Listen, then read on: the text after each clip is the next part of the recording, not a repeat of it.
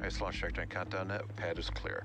10, 9, 8. Launch auto sequence 7, has started. 6, 5, 4, 3, 2, 1. Go for launch.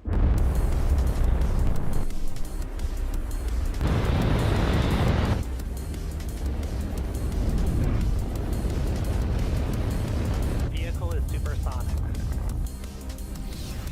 Stage separation confirmed. Dragon, separation confirmed.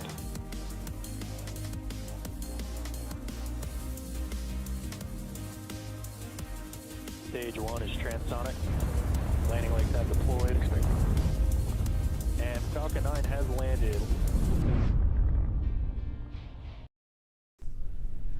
At launch, the International Space Station will be flying 259 miles over the Arabian Sea near the coast of Oman.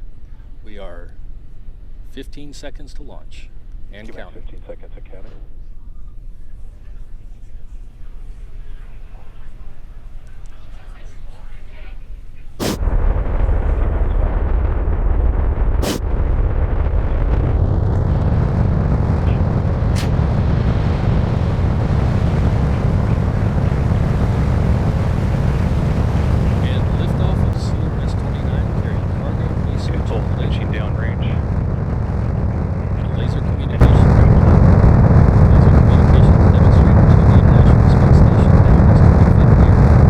Operations.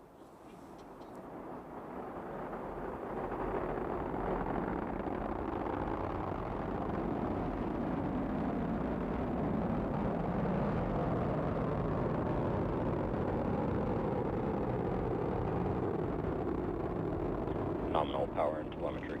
At T plus 40 seconds, Falcon 9 has successfully lifted off from historic Launch Complex 39A in Florida. We are now coming up on max Q in just about 15 seconds or so. That is the point of maximum aerodynamic. That's the point of maximum aerodynamic pressure that the vehicle will go through during its flight.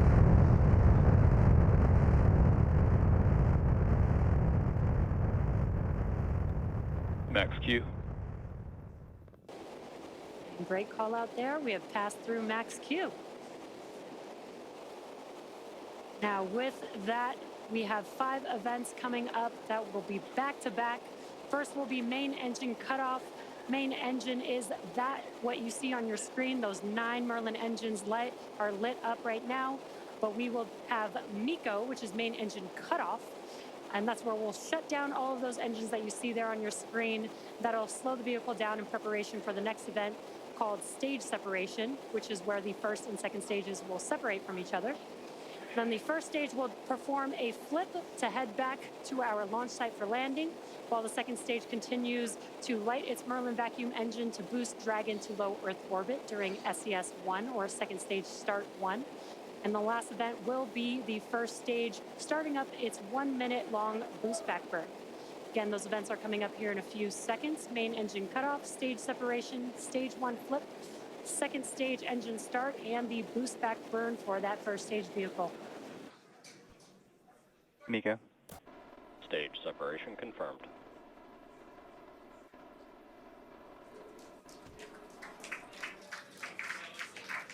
Stage 1, boost back startup.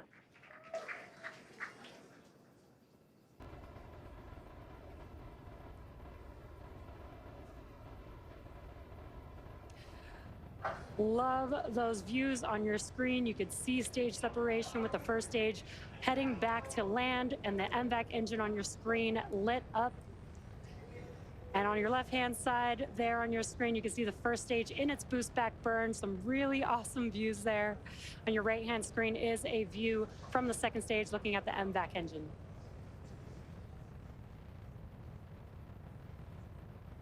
Again, this is just about a minute burn for this boost back burn on the first stage. It is the first of 3 burns required to bring the first stage back to landing zone 1.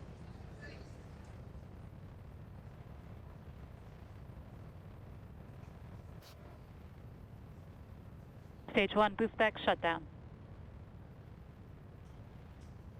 And we just heard that call out, and you can see as the engines shut down on your screen, that concludes the boost back burn for the first stage vehicle. If you're just tuning in, you're watching a live webcast for the 29th commercial resupply mission to the International Space Station for NASA. This is SpaceX's 81st mission for 2023 and the 6th and final Dragon flight to the International Space Station this year. We lifted off from Kennedy Space Center's Launch Complex 39A just about 4 minutes ago. And as a reminder, today's mission marks the second flight for this Falcon 9 booster, which previously supported the Crew 7 launch earlier this year in August. This is also the first return to launch site for a cargo mission, which helps improve refurbishment and relight times for Falcon 9.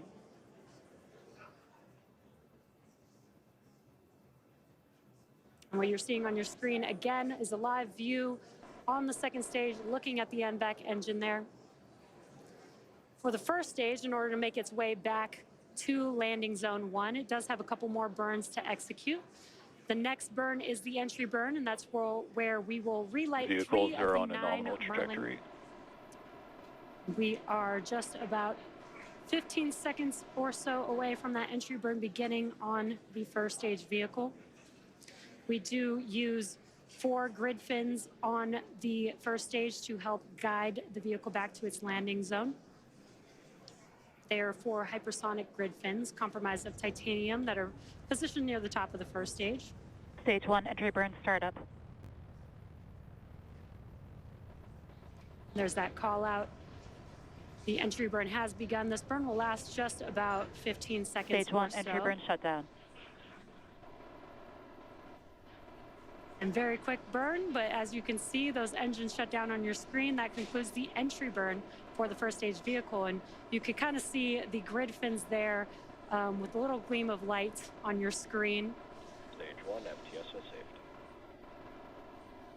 The vehicles continue to follow the nominal trajectory. Excellent call outs. The first stage vehicle also has 4 landing legs near the base of the vehicle, and that they Stage 1 are transonic. used. They're deployed just a few seconds before touchdown of the vehicle. And if successful, this will mark the 243rd time that we've recovered a first stage booster, and that includes Falcon 9 and Falcon Heavy missions.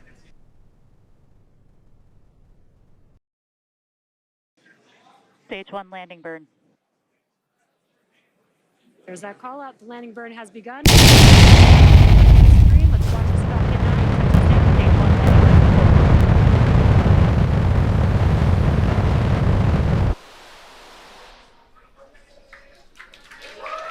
Stage 1 landing confirmed. And an awesome sight to see. As you can see, the Falcon 9 first stage that supported today's mission landed for its second time and has previously supported the Crew 7 mission in August earlier this year. This marks the 238th successful landing for an orbital class rocket. Now, next up in a few seconds, just about 20 seconds or so, will be the shutdown of the NVAC engine that you see ignited there on your screen. That event is called SECO, or Second Engine Cutoff, and that'll be the first shutdown of this NVAC engine.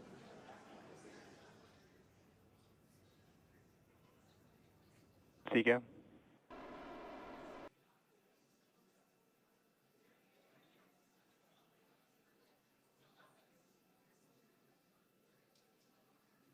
Nominal orbit insertion. Great news. We have just had SECO and heard a confirmation of good nominal insertion. At T plus 9 minutes into the mission, we are coming up on the last major task for Stage 2, commanding separation of Dragon, which is a couple minutes from now. We expect to have a live video of Dragon separation from the trunk looking back at Stage 2. And as a reminder, this is the second flight for this Dragon capsule, having previously supported Crew 7's trip to space in August. Today's flight also marks the 21st reuse of a Dragon vehicle overall.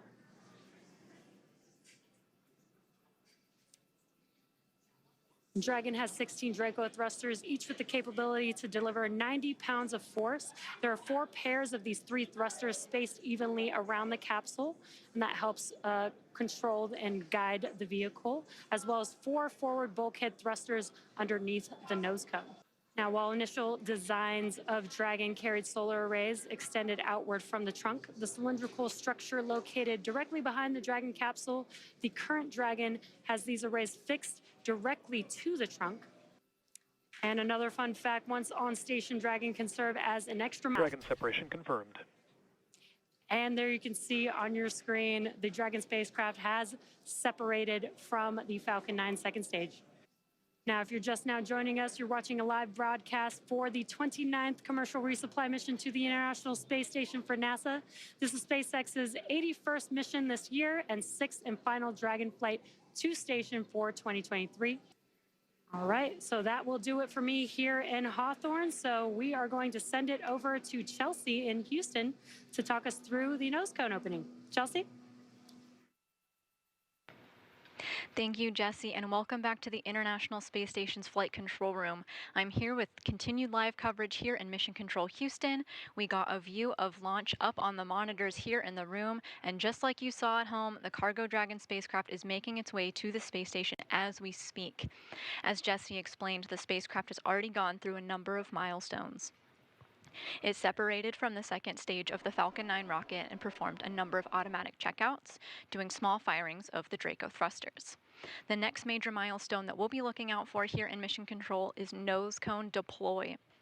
We already got confirmation that these latches, the things that are attaching the Dragon nose cone, are starting to come off. This is a process that's going to take a couple of minutes, and then that nose cone will begin to pop off. So let's talk a little bit about why we want this nose cone deployed. The nose cone protects the docking hardware that is needed to attach the Cargo Dragon spacecraft to the space station for its 1-month stay, so nose cone deploy is a critical step in our timeline today. The nose cone also unveils 4 forward bulkhead thrusters, which Dragon will use for its major burn maneuvers to catch up with the space station.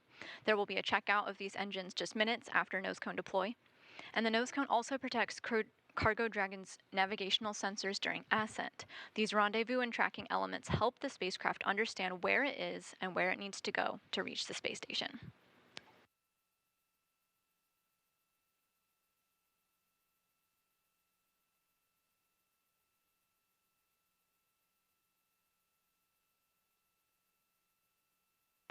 So overall, the nose cone is there to protect the docking hardware, the forward bulkhead thrusters, and the rendezvous and tracking elements during launch.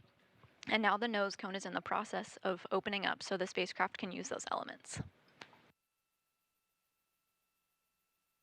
There are 2 sets of 6 latches positioned around the docking ring, so 12 latches total need to be unlatched before the nose cone can swing open. This could take a couple of minutes to complete, and once they're open, then the nose cone will start to slowly swing open. This is a process that could take an additional 5 minutes, and we hope to get live views of this from the Cargo Dragon spacecraft later on.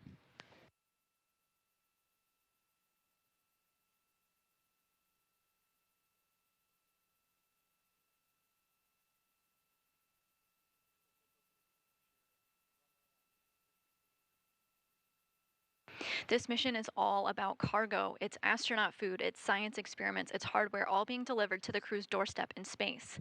They're in their sleep period right now, but they'll wake up to the news that their package is on its way.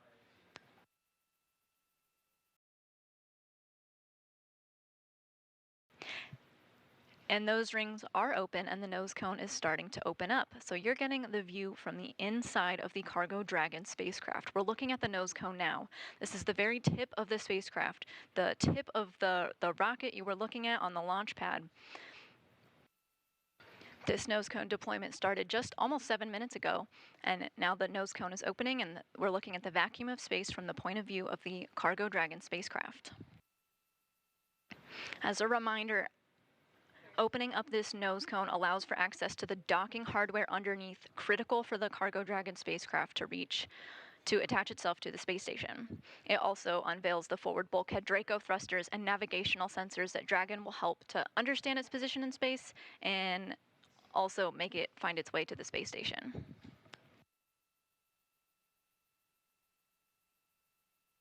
We've temporarily lost our live views, but so you're looking at a live view of Mission Control Houston as we continue to monitor the nose cone deployment. And just like that, we just got confirmation that nose cone deployment is complete.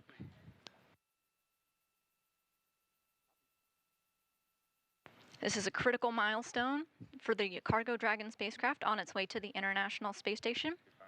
Once again, we got confirmation that the Cargo Dragon nose cone has deployed. I do have a special guest joining me today.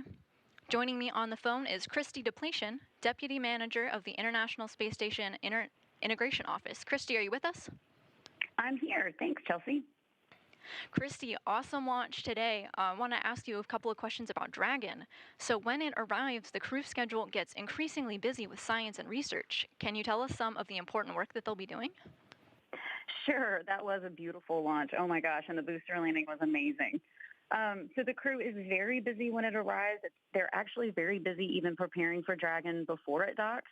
The crew talks with payload developers to prepare for experiments they'll be doing.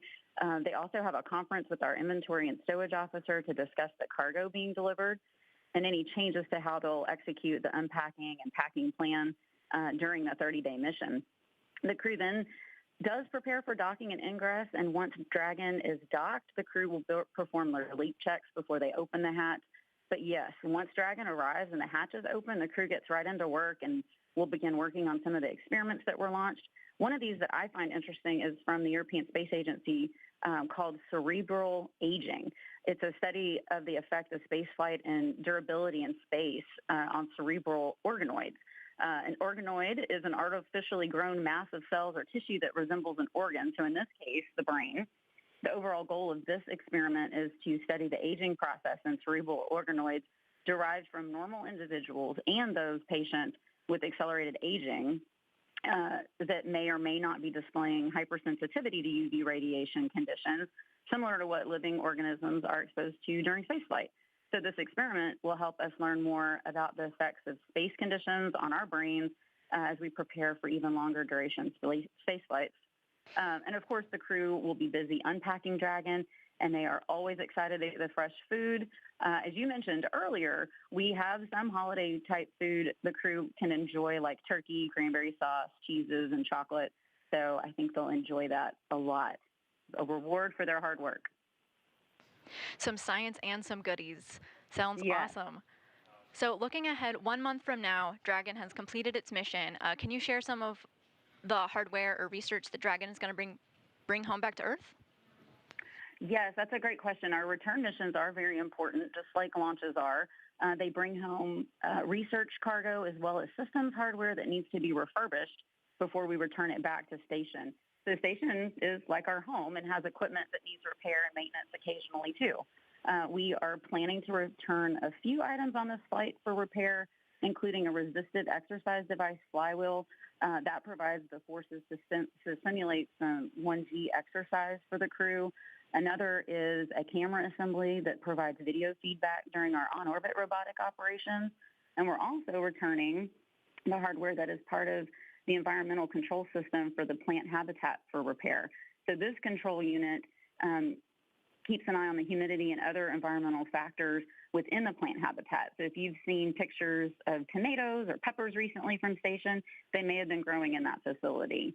As far as the research over the next month, the crew will complete many, many experiments, and then a lot of that research will come home for the scientists to have in a pretty rapid timeline. So that allows them to get their results pretty quickly. Christy, thank you so much for joining us here today. Sure, thanks for having me. So back here in the International Space Station's flight control room, flight controllers are going to continue monitoring the next milestones of the Cargo Dragon as it makes its way to the International Space Station. They're going to continue to look for some upcoming milestones going into Friday and then Saturday as the Dragon arrives into the vicinity of the space station, getting ready for docking. So that's it here from Mission Control. Back to Jasmine and Kennedy. Thank you so much, Chelsea. That's going to wrap up our launch coverage of the 29th Commercial Resupply Services mission from both NASA and SpaceX to the International Space Station. As a reminder, docking is set for Saturday. That's November 11th at 5:20 a.m. and live coverage for that operation is scheduled at 3:45 a.m. Eastern. Thanks again for joining us tonight. We'll leave you with a replay of the beautiful launch. And until next time, go NASA, go SpaceX, and go CRS-29.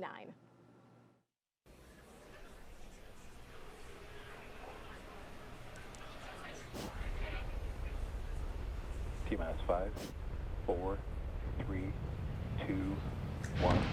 Ignition. Liftoff.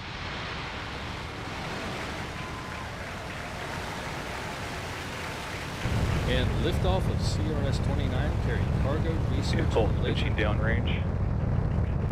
And a laser communication. Pressure's nominal. Laser communications demonstrator to the International Space Station now in its 25th year of orbital operations.